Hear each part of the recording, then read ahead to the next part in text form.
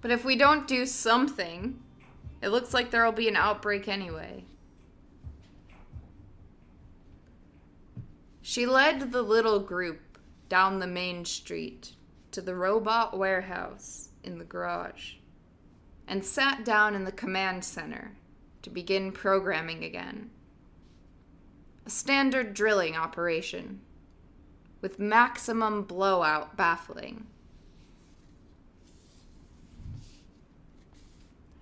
The water would come to the surface under artesian pressure, and then they would direct it into a pipeline, which they would instruct a robot crew to lay in some direction that would take it out of the Arena Canyon region. She and the others studied topographic maps and ran simulated floods down several canyons paralleling Arena to the north and south. They found that the watershed was huge. Everything on Syrtis drained down towards Burroughs. The land was a big bowl here. They would have to pipe the water north for nearly 300 kilometers to get it into the next watershed. Look, Yelly said. Released into Neely Fosse, it'll run straight north on to Utopia Planitia and freeze on the northern dunes. Sachs must be loving this revolution, Nadia said again. He's getting stuff they would have never approved of. But a lot of his projects must be getting wrecked too, Yelly pointed out. I bet it's still a net gain, in Sachs's terms. All this water on the surface? We'll have to ask him. If we ever see him again. Yelly was silent.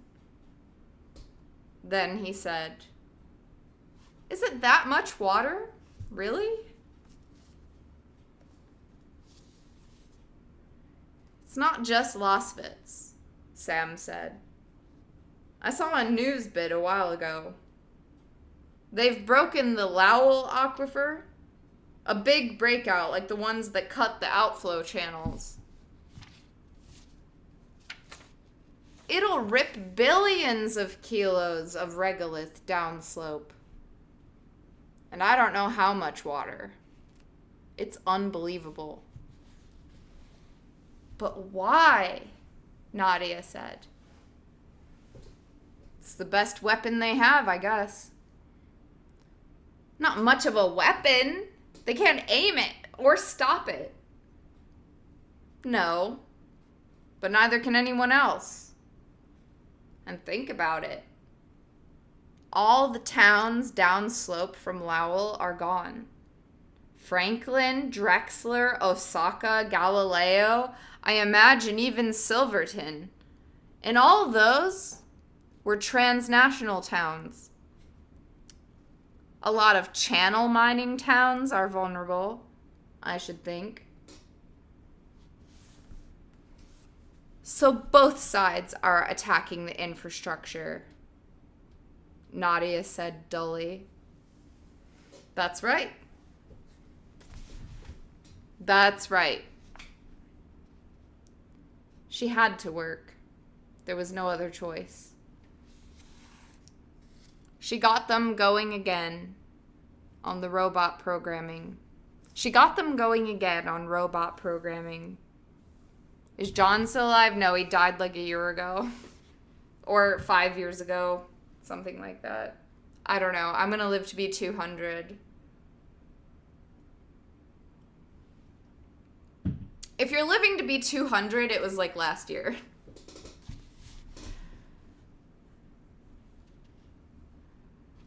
So both sides are attacking the infrastructure. Nadia said dully.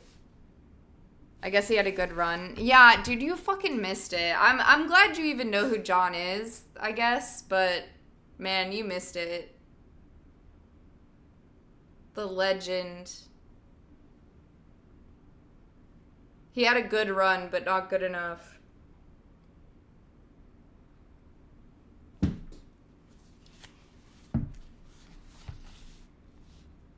She had to work. There was no other choice.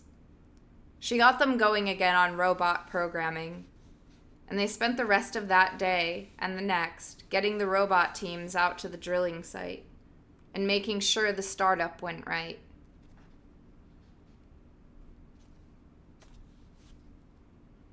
The drilling was straightforward. It was only a matter of making sure that the pressures in the aquifer didn't cause a blowout. And the pipeline to transfer the water north was even simpler. An operation that had been fully automated for years. But they doubled up on all the equipment, just to make sure. Up the North Canyon road bed, and on northward from there. Wow, that was a terrible reading. He was down to party.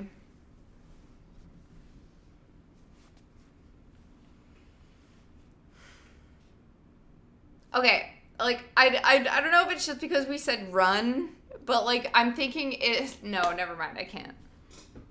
Yeah, it was terrible. I miss him every day. I was not familiar with his game.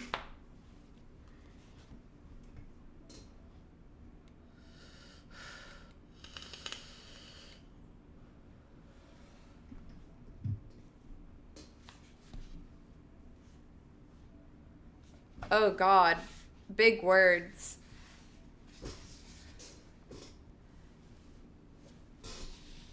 And now we're stuck with Frank. I'm stuck with Nadia, excuse you. Nadia Nine Fingers, Nine-Fingered Nadia. And the pipeline to transfer the water north was even simpler. An operation that had been fully automated for years. Up the North Canyon road bed and on northward from there. No need to include pumps. Artesian pressure would regulate the flow quite nicely.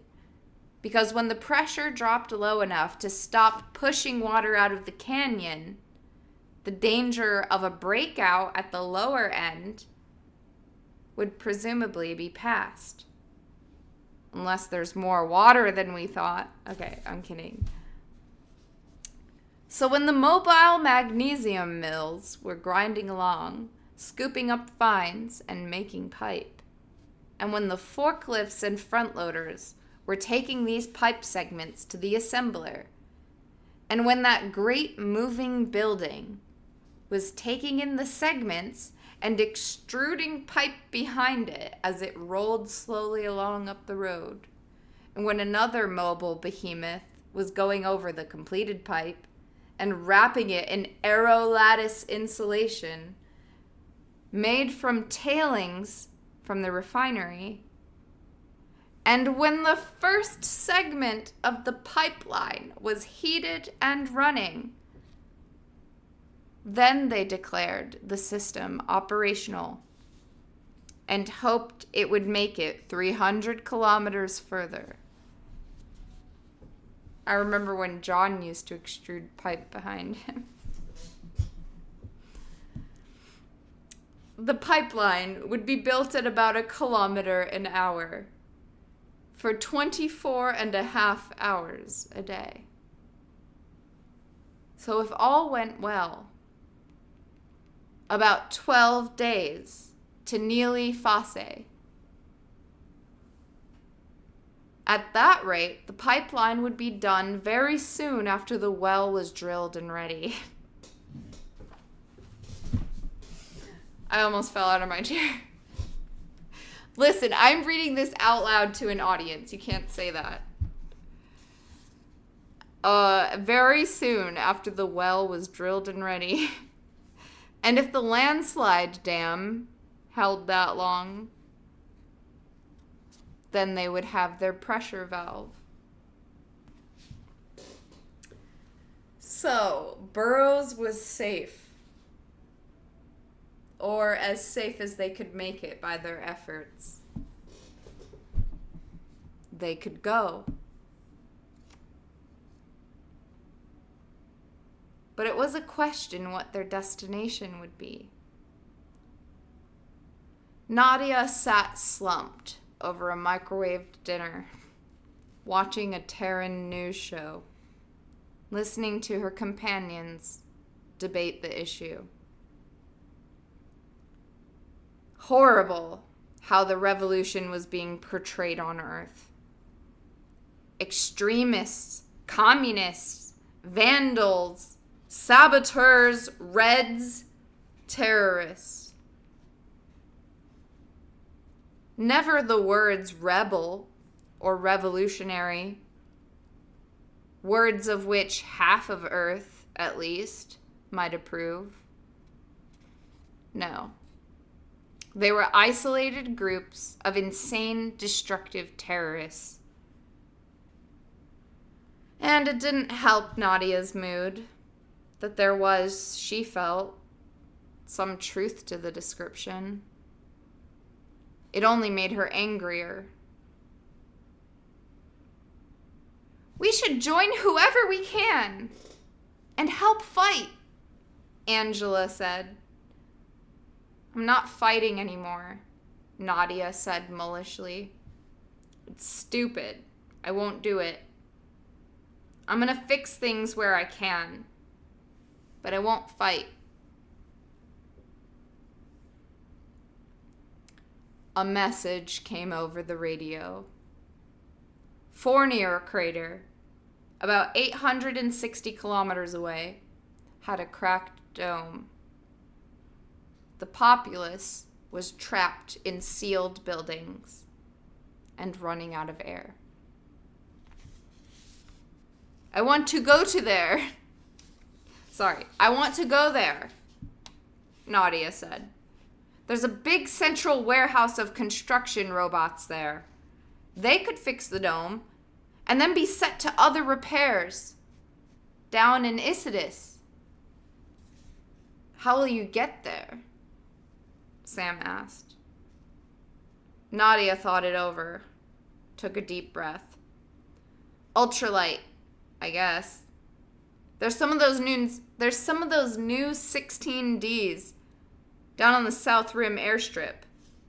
That would be the fastest way for sure. And maybe even the safest. Who knows?